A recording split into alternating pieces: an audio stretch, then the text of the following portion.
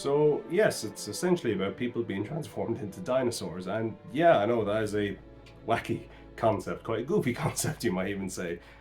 And it is something that a kid would come up with. I'm sure many of us who are into our prehistoric animals thought at one stage, wonder what would happen if we turned into a dinosaur. And basically, I came up with this idea when I was a kid. I remember looking around at my schoolmates, my classmates, and thinking, I wonder what would happen if we did transform into prehistoric animals, and what would we look like? So I remember drawing up and designing a whole host of different prehistoric creatures, inspired by various real prehistoric animals, and applying one for each person.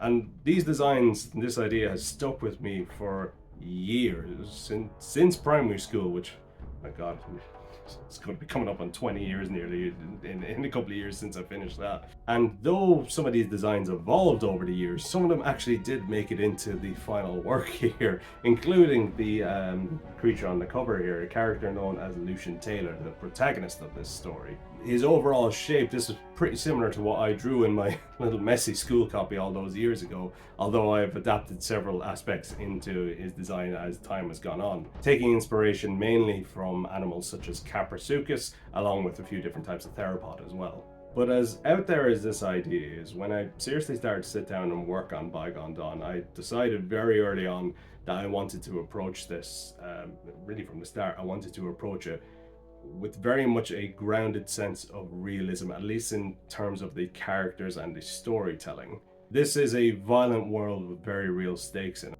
And if I went too far out there with the characters or the dialogue, that wouldn't really be an easy thing to convey. So I've tried to write it in a way where characters, at least in my opinion, react in very realistic manners to the situations that they are faced with.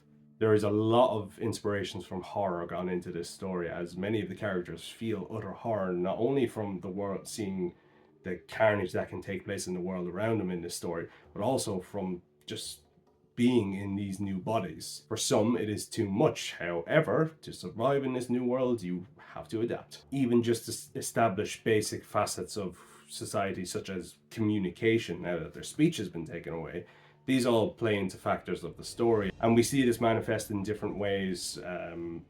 Different ways societies have kind of formed in the past. Some are born through bloodshed and conquest, others are formed through control, and as different factions of these transformed humans, or as they're called in the book, changed, appear in this world and kind of congregate, we see these different aspects start to appear in their groups. And this is something that the main characters are going to have to navigate and survive as they make their way through this dangerous world.